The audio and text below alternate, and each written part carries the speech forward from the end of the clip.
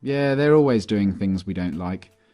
They use taxpayers' money to enrich themselves and their friends, and they never keep their promises to voters. They've been caught stealing and lying and taking bribes, and they mostly do what the big corporations want. Yeah, they're always doing stuff like that. They're completely corrupt. They're a bunch of lying crooks. Well, at the moment we don't have a court of law. We have a color of law, which is fiction. UCC is a set of codes that was set up over 100 years ago by lawyers. And with the Uniform Commercial Code comes contract law. It's all to do with contract. So we are not under any law. We're just under contract. The UCC is very, very important for people to learn about what's going on with their lives, because we are under contract law, no other law. There is no law at all. Majority of the judges here in the United Kingdom are not judges. They're just doing business. They might be a retired lawyer. They're doing business as judge. And so-called judges in Malawi and in Canada? All of them, exactly the same system. They're under the UCC. When you buy a car, you are invited to defraud yourself by then handing it over to the Crown of the state, unwittingly. Yes, because it's fraud, and they're committing this fraud, and they're not letting you know what they're doing. They make millions, hundreds of millions. The highway belongs to us. They says you have to pay to drive on the road. You don't. The DVLA is just a corporation set up by the Crown. All these corporations are set up by the Crown. The only reason to have a license when you drive a car is if you're doing taxi service or doing it for business. But if you're driving for your personal use, going to work, going to the market, take your family out, going on vacation, that you don't require a license. There is no law that requires No. you. You can move about the surface of the earth unmolested. Yes. That's law. That is the law. Yes, that is the law. But that's not what they're But telling these you. fictions, these costumes, these people wielding batons and guns and tasers, they've somehow been given license by the government to apprehend you, arbitrarily stop and search you, terrorize you, rip you out of your vehicle. Who gave the traffic enforcement officers the right to stop and apprehend people going about their God-given business? Corporate police. If you call a police officer and you know whose side they're on, if you call a police officer and the bailiff is at your door, they will tell you they cannot come because it's a civil matter. But if the bailiff calls them, they will come. That means that they're not working for you, period. They're working for the parent corporation. They're working for the corporation, yes. They're corporate police. How many of the police do you think know this and understand this distinction? I think 90%. Do you really? I do. In the United States and in... And here, yes. Yes, 90% of the police know they're not. They're corporate police. The court systems, the justice system, the policing system, all of these systems are designed to commercialize human beings, harvest them monetarily. Yes. Right. The average human being would, if they understood this, would utterly reject this system. Of course. If they understood it. Of course. But of course most people are completely indentured to it. Yes. Are mind controlled. Yes. Reading the newspapers, watching the television, and repeating verbatim the bullshit that's taught to them. Yes. So, when this Prime Minister said she's going to give 300 billion to the common market, where do you think she's getting the money? Not from your wages that you pay taxes on. That's a different set of money. She gets it from your trust fund, from your birth certificate. That's where they get the money to build the roads and do everything you could think of. Do you think it would be the median value of the average 50-year-old by the time they turn 50 in the United States? What is being traded? I would say, in their name? I would say maybe $1 billion, over $1 billion. Right. We have gold. For every pound that if you weigh 8 pounds at birth, you have 8 pounds of gold set aside for you. Assigned to you by whom? By the Crown. In England? Yes. And in the United States? Yes. By the Treasury? Yes. And because the United States is owned by the Crown. I think if people get to know and they come together, it doesn't take hundreds of millions. 1 million sovereigns get together can make a hell of a lot of difference, because the word spreads from one to the other. And once people get to know that this is what is being done to them, it's going to be like wildfire. Once people get to know the law, what they're under, and what they're doing to them, and how they're making... You see, they make things to distract you, like the news and all this fake, all this stuff, television, and this is what they do. So once people can get together, if 100 people go to the bank and all keep taking out £100, before the end of the day, the bank will close. It's very simple if people get to understand what's going on. And it would be good for them to know, because we need to stop this. We need to stop what they're doing to people, hurting people for no reason, put people in poverty. And by they, we're talking about the parent corporation. The parent corporation, The yes. banks and governments and justice systems all working to penalize and harvest humanity. Yeah, they're in bed together, everybody. They said, if they send you to the Citizens Advice Bureau, don't even bother to go, because they're working too with them. Everybody they have in their pocket. And it's very sad, because people will do things to other people for very little money. Are you hopeful for humanity? I am, very much so.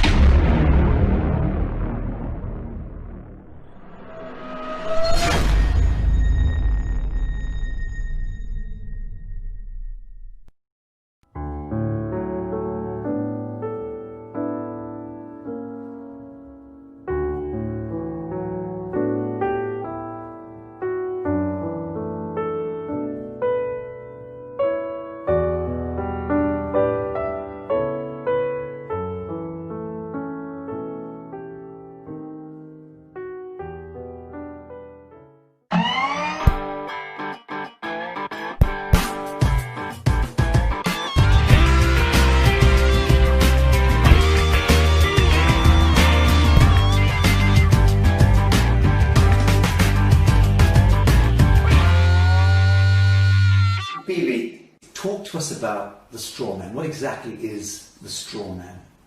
The straw man is your name written in block letters. Very simple. It was done at birth. What the government did, or the corporations now, not government, what they did is they took your birth certificate and made a second birth certificate with a trust, a SeCReTS trust. They made it in all block letters.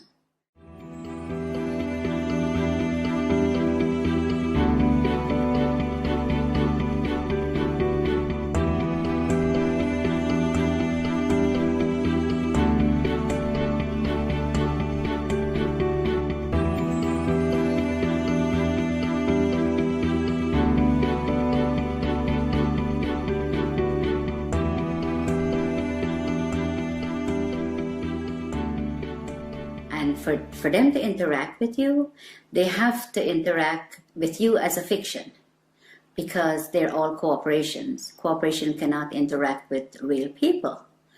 So they made a straw man. They call it a straw man because it has no soul and is spiritually dead. So let's break this down. You're born in the hospital room. A certificate of live birth is issued. What happens is that she has to register the child's birth. She has to go to the registration office and register. If she does not register, she will be taken to court, according to what the law is saying.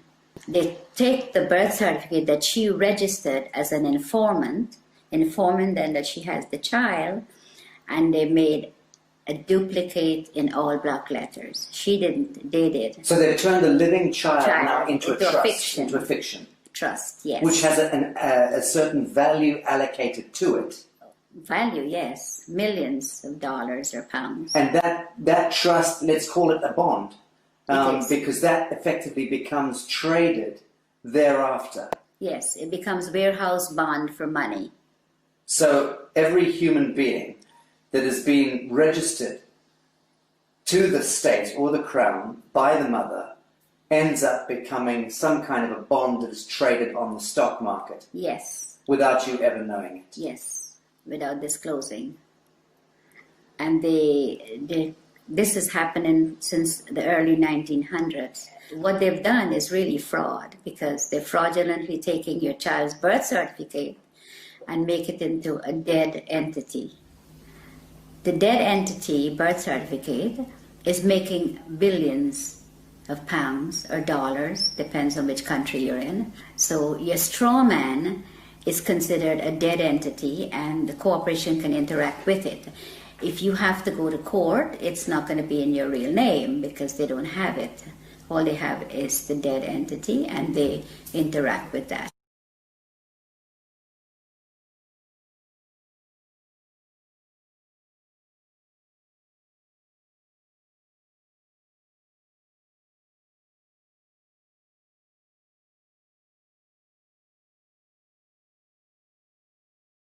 So who is reaping the rewards of the value of your bond as it's being traded? I would say the Federal Reserve, which belongs to the royal family, and the HMRC, IRS, these are the people where your money goes once you are registered. The mother register you, that's where the money goes, to them. Okay, let's talk about the difference between your signature and your autograph. Okay, a signature is under the UCC, which is the fiction, the straw man. Your autograph is the real person. So if you go up to a movie star and says, "Can I have your autograph?" You never say, "Can I have your signature?" It's always autograph because you have flesh and blood. Signature is what you're signing every time they can go into your account and take money. And every time you do sign a piece of paper, you can bet that that signature of yours is being monetized, securitized. It is. By the banks, by everybody that you, wherever you sign, credit cards, everything that you sign, they're getting funds off your trust fund from that birth certificate. Okay, so fees and all sorts of things, and invisible costs are being discharged against your birth bond in that sense? Yes. Without you ever knowing about it? Without you ever knowing about it, yes. It was never disclosed to you. All this stuff was done without disclosing, and it's deception, it's fraud, and it's happening every day to everyone that's outside the inner circle. Okay, let's talk about the court system, because invariably your signatures lead you into a courtroom at some point, you know, whether it's for, and under the aegis of the court system, whether it's a marriage, a birth, a death, a registration of land, whatever. So we understand a little about the distinction between the signature and the autograph. What exactly is a court of law? Well, at the moment we don't have a court of law.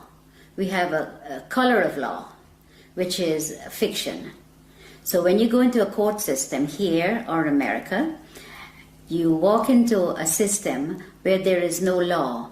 So it is lawless. So when you go in there and you speak to somebody doing business as a judge, there is no judge. You could ask the judge to see his oath. He doesn't have one. He's a cashier. Yeah, he's a banker. A banker. Yes. So when you sign any papers in the court, that's when he gets paid out of your 60 QV trust on your birth certificate. That's where he gets the money. If you go into the court, you still lose because it is not a court of law for you. In a situation like that, when should you use your signature and sign something, and when shouldn't you? There is a special way of, under the UCC, we go back to that, there's a special way of signing without responsibility for your signature. So that if you sign in the special way according to the UCC, you're not responsible for anything that's on the paper. Okay. Now, for the layman, describe UCC. What are we talking about? Okay. What is the UCC? The UCC is a set of codes that was set up over 100 years ago by lawyers. And with the Uniform Commercial Code comes contract law.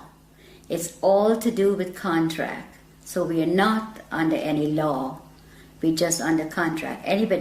Someone could call you up and says, "Oh, would you like to contract with me to get TV license or to get something that you need, and you contract. Telephone, everything is contract, everything.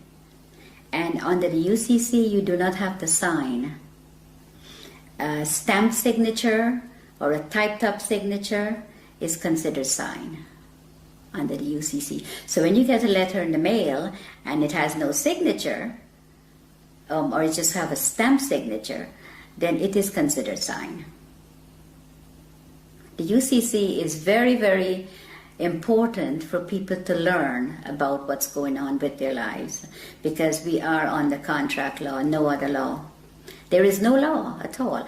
In America, the court system is operated under military.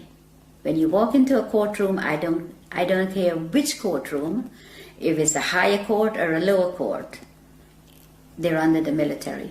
Now you walk in there and you're not a military member, and you're not told that you've been tried under the military. If you mention the Constitution, the judge says it does not apply in my courtroom. But you don't know what he's saying, because you don't know what they're doing to you when you're there. And all of that language is designed to confuse the hell out of you. Yes, it's designed under the UCC, and they know. They know what they're doing, and they know how to manipulate you. So you're saying all judges are very schooled and versed in UCC? Yes. They're taken to special training schools in order to learn this? Yeah, the president appoints all the federal judges in America. And they go to Scottsdale, Arizona and Reno, Nevada to train how to apply this fraud contract in the courtroom. And in the United Kingdom? The United Kingdom, majority of the judges here in the United Kingdom are not judges. They're just doing business. They might be a retired lawyer. They're doing business as judge. And so-called judges in Malawi and in Canada? All of them, exactly the same system. They're under the UCC. Okay, I want to talk about some mundane issues. Who owns your car? The DVLA in England. In the United Kingdom? Yes. Department of Vehicle Licensing right. Agency. Okay. Yes. Well, the DVLA owns the car. It tells you on your registration, you are not the owner. You are just the registered keeper.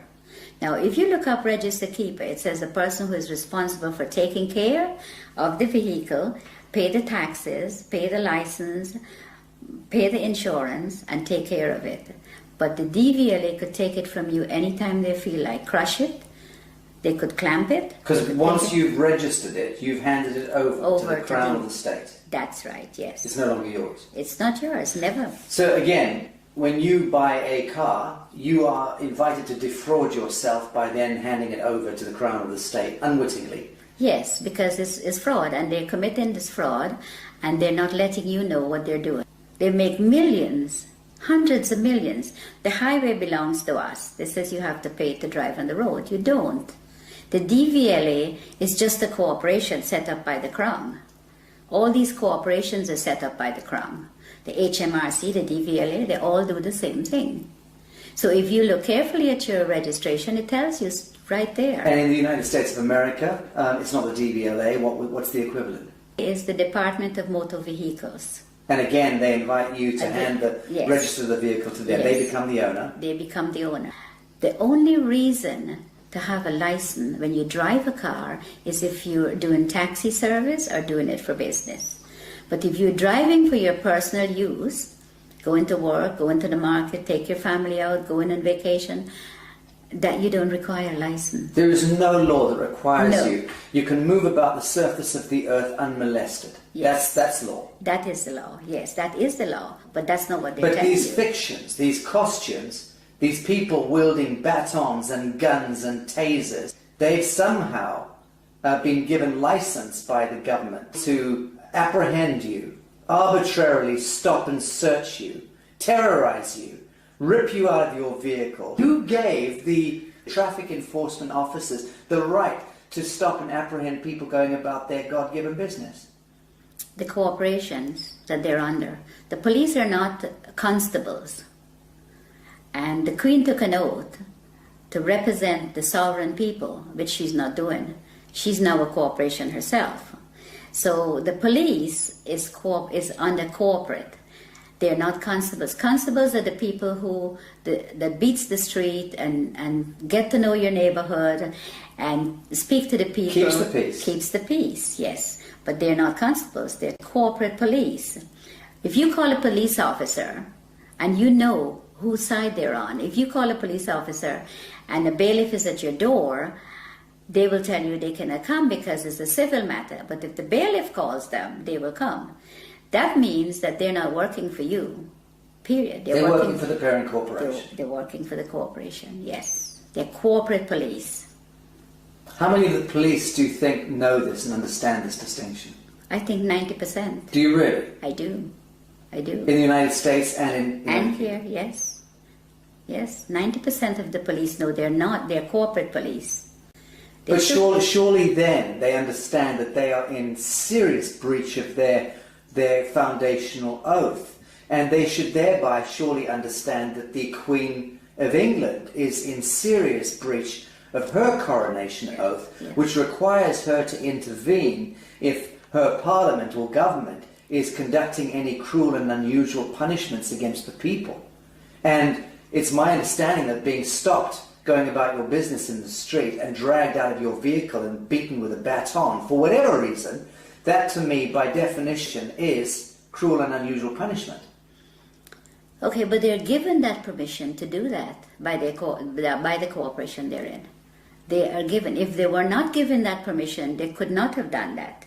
They could not drag you out of your car or molest you or take you to the station for no reason. But it's not a law that gives them the right. It's a statute. It's a technocratic words on paper, statutes that have allowed them contractually to go ahead and beat the citizenry, right? Okay, yes. But it's not lawful. No, it's not. It's entirely not. unlawful. It's legal and it's fraudulent activities, and they're being backed up by their corporate headquarters. So you cannot win because there's always somebody there to protect them, and they know that. So let's drill down into this. A policeman is there and should be able to respond to a living soul doing injury against another living soul. If they witness that, they have every right to intervene. In the same way that you and I can conduct a citizen's arrest. If we see that somebody's being harmed, we should step in and try to intervene. But that's really as far as it goes. They have no business trying to commercialize human beings and penalize us for walking across streets or for not stopping at an amber light or whatever. All of that stuff is just nonsense, dreamt up by the corporation. It is. Right. Yes, it is. It's all fraud. Everything they do. And that's why they're giving the opportunity to do this to the sovereign people. Because the sovereign people are ignorant of the Uniform Commercial Code and contract law and how these people operate. They go into the court and they do the same thing. You tell them, don't go. Even if you don't go into the court, they still fine you for the same thing as if you go into the court. But if you go into the court and the police takes you there, then you never win unless you know the law. And they know that you do not know the contract law and that you're under contract and you're walking into a trap.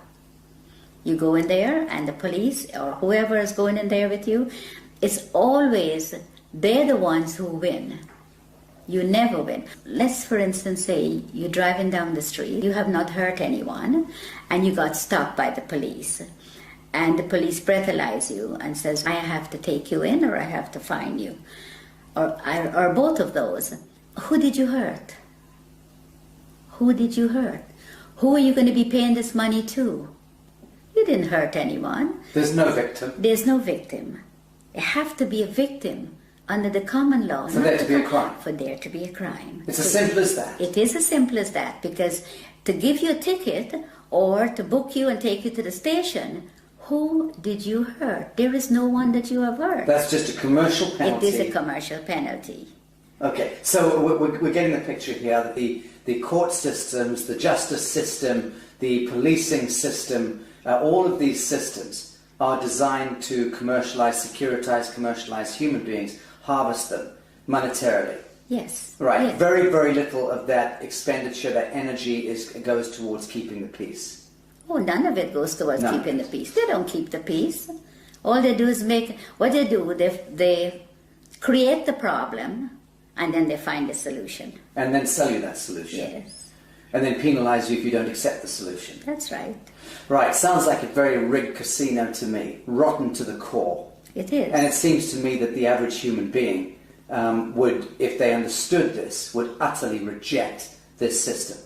Of course. If they understood it. Of course. But of course most people are completely indentured to it, Yes. are mind controlled, Yes. reading the newspapers, watching the television, and repeating verbatim the bullshit that's taught to them. Yes. So the truth is, it seems to me that human beings are not predisposed toward hurting one another. We don't enjoy going to war. No. We don't enjoy No. hurting each other. Yes. In the main, most people get along and just want to get along. Of course. But the systems conspire Yes. with a model of scarcity economics and drive war and disease and poverty. Of course. That's the only way they can make money. When this Prime Minister said she's going to give 300 billion to the common market, where do you think she's getting the money? Not from your wages that you pay taxes on. That's a different set of money. She gets it from your trust fund, from your birth certificate. That's where they get the money to build the roads and do everything you could think of. So they're discharging billions and billions and billions of dollars against our birth bonds without Yes. ever disclosing that to us, Of course. without there ever being an audit or any accounting for it. Of course, because nobody's asking. Right. And even if you do ask, they give you a hard time to tell you about it.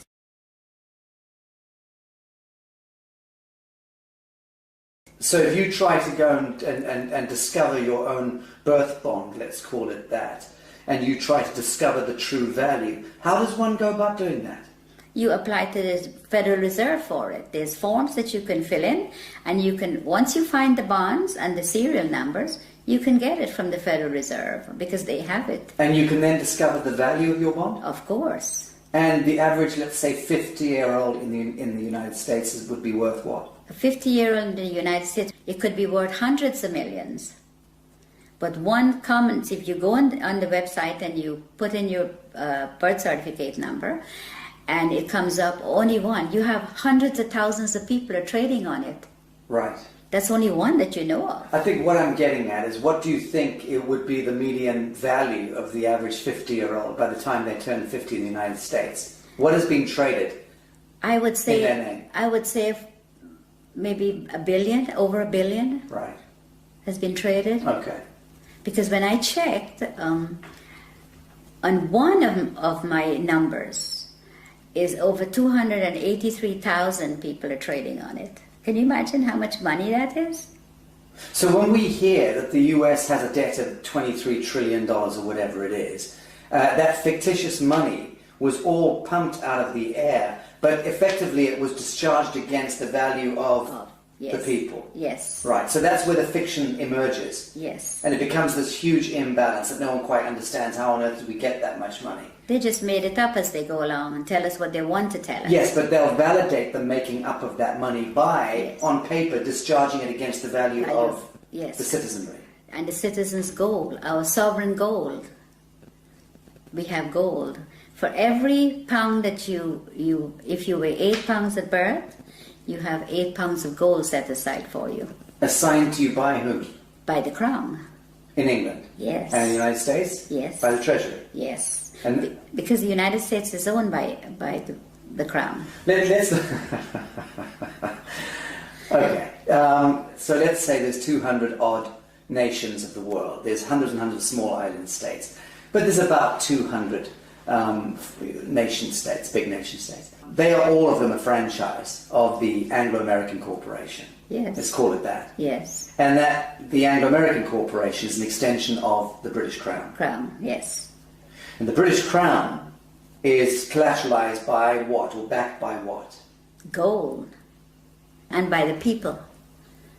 The hundreds of millions of people. The British Empire has just went on the ground. It's still there. Controls the Bank of International Yes, Settlements, yes. controls all the reserve banks around Yes, the world and yes, so on. Right? yes. Correct, correct. So at what point do you believe the world sees through this grotesque fiction and then addresses the source code and then writes it?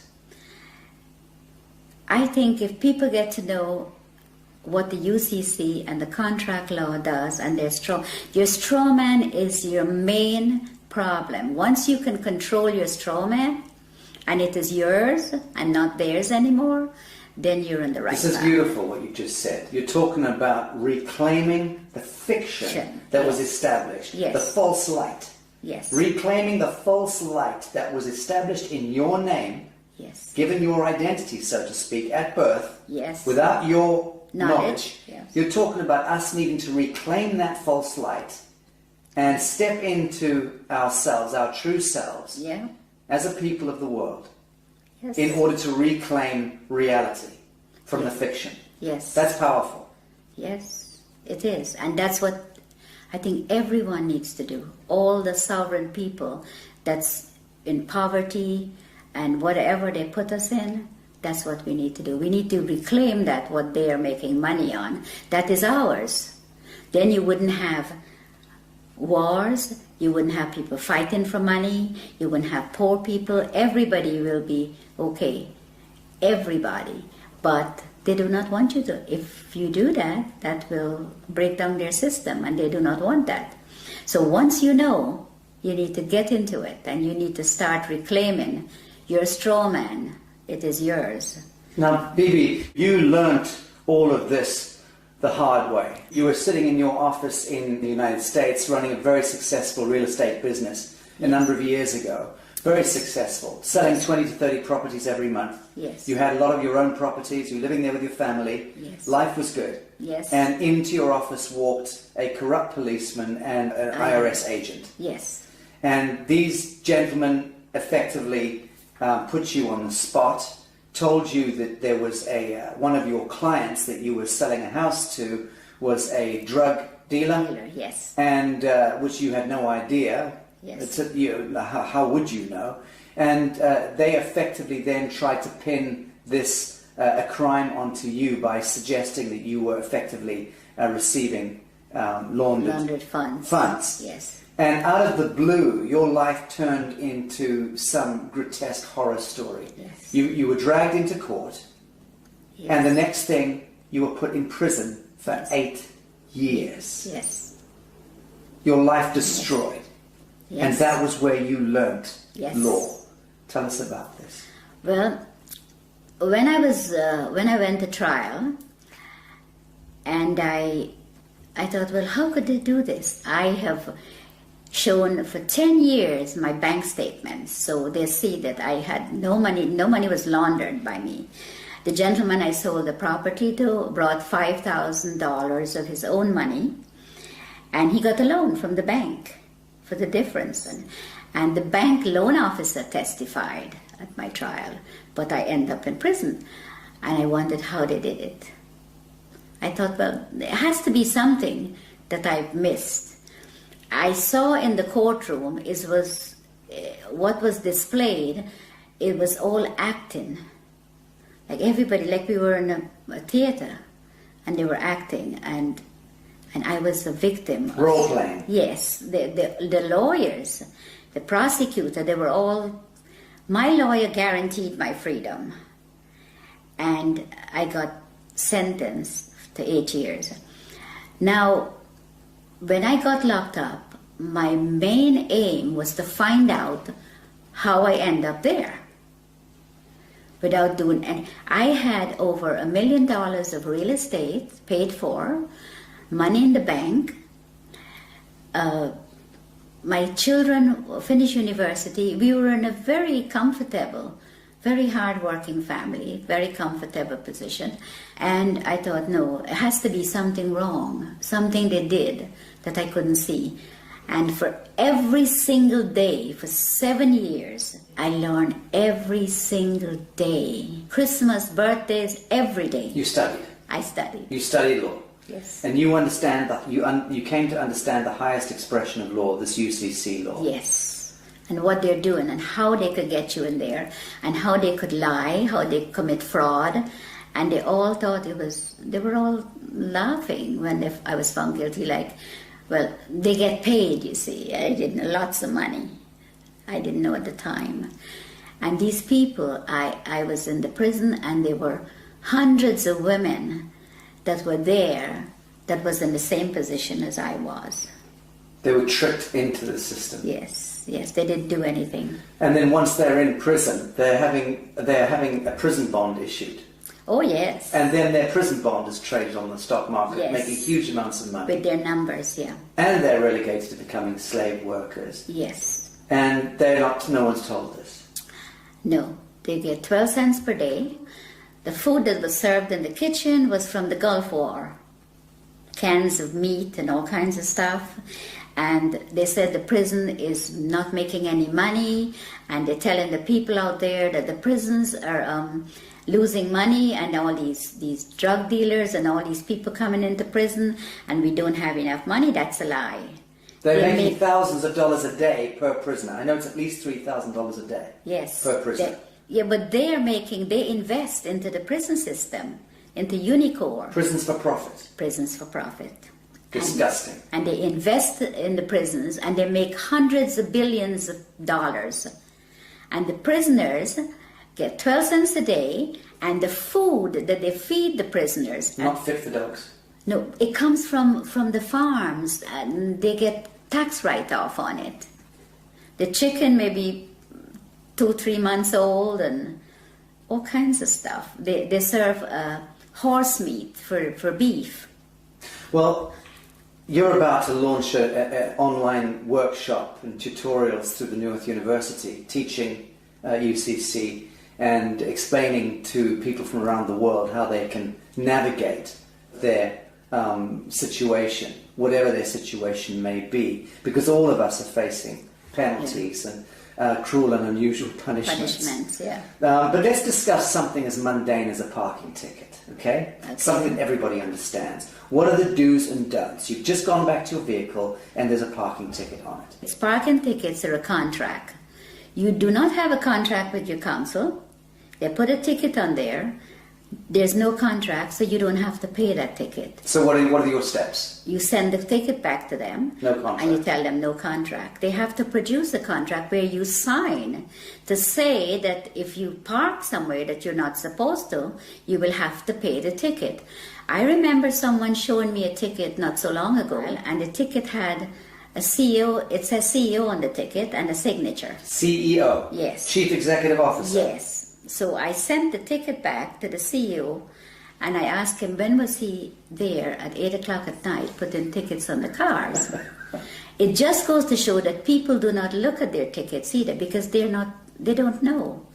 And it's very sad, because a parking ticket, why should you have to pay for parking when you own the roads?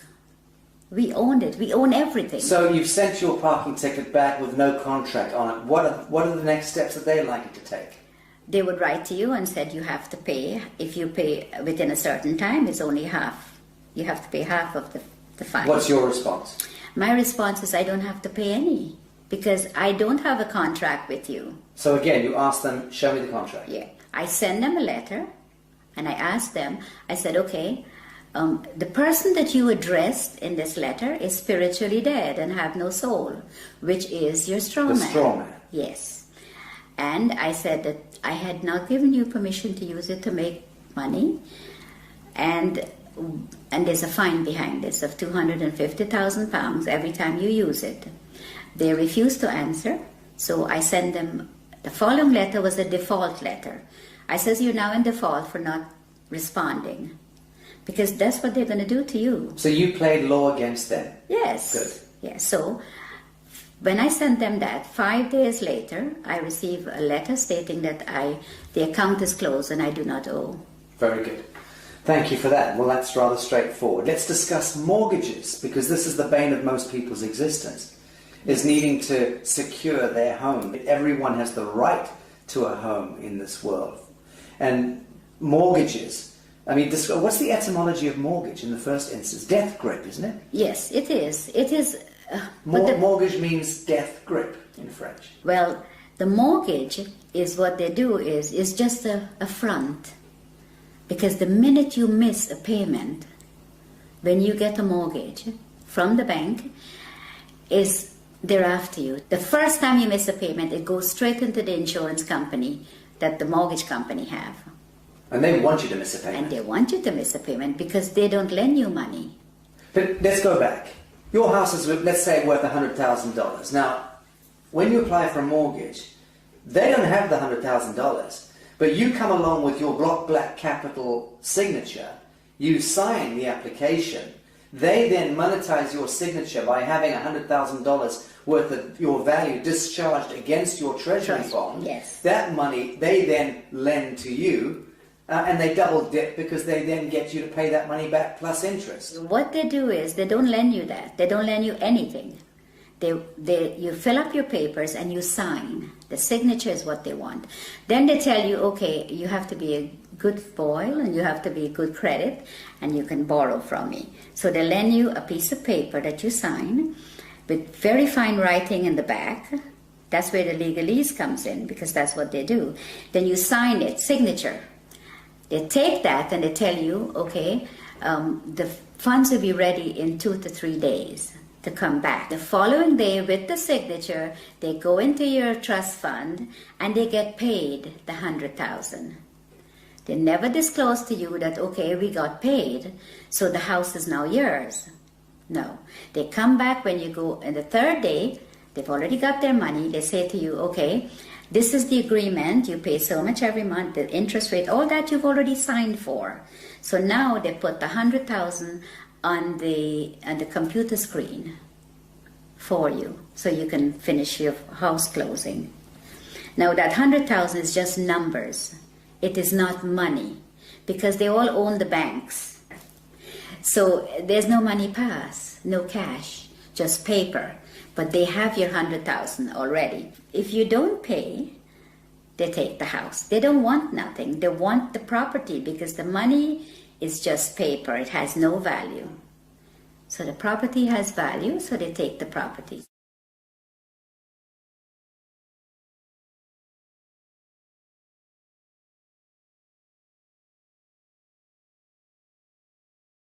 So let's talk about allodium title. What is allodium title? Why is it so important? Okay, allodium title is important because you do not own the land. They tell you it's freehold, but it's not freehold. The land is owned by the Crown. All the land in England. I'm a farmer in Minnesota, and you're saying that my land is owned by the Queen. Yes. I'm a farmer in Mozambique.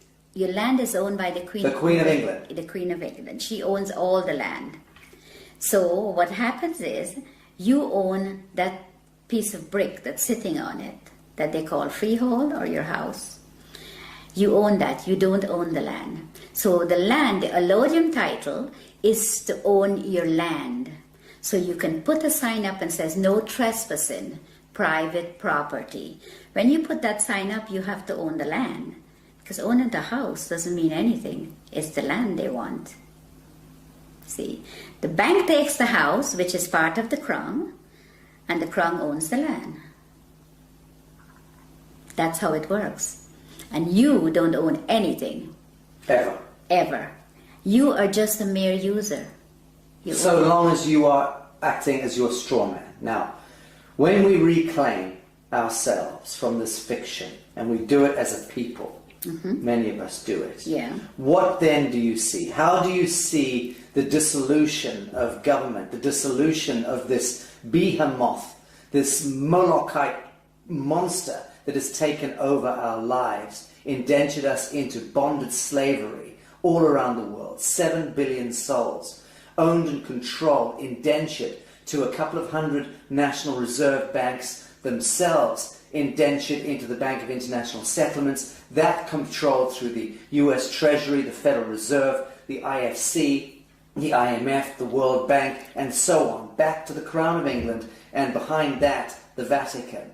So all of that grotesquerie, that fiction, when do you see us as a people of the world reclaiming real reality from that fiction? And how is that likely to play out? I think if people get to know and they come together, it doesn't take hundreds of millions. 1 million sovereigns get together can make a hell of a lot of difference because the word spreads from one to the other. And once people get to know that this is what is being done to them, it's going to be like wildfire once people get to know the law, what they're under, and what they're doing to them, and how they're making... You see, they make things to distract you, like the news and all this fake, all this stuff, television, and this is what they do. So once people can get together, if 100 people go to the bank and all keep taking out £100, before the end of the day, the bank will close. It's very simple if people get to understand what's going on. And it would be good for them to know, because we need to stop this.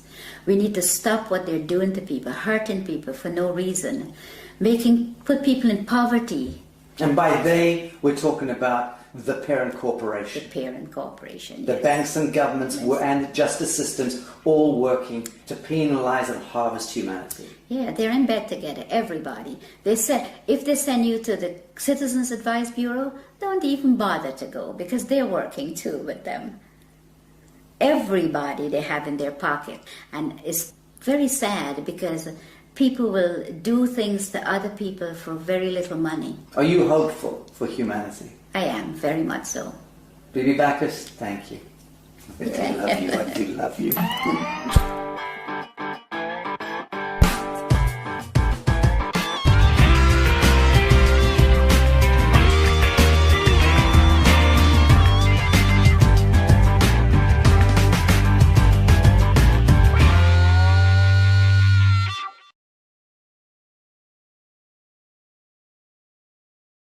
So let me get this straight. A long time ago, a small bunch of regular humans had a meeting and created a document called a constitution that said that they can rob everyone else, millions of people, using threats of violence to make everyone obey their rules and commands. But so that the masses of the people would let them get away with this robbery and slavery, that small bunch also promised in the same document that there were some things the government would never do, and they described a way to structure government so as to restrain it. But over time, the promises have proven to be worthless, the restraints have proven to be useless, and government has grown significantly in size, power and scope, violating more and more of the rights of the people. It sounds to me as if the Constitution was written to constrain government. Then it's been a complete failure.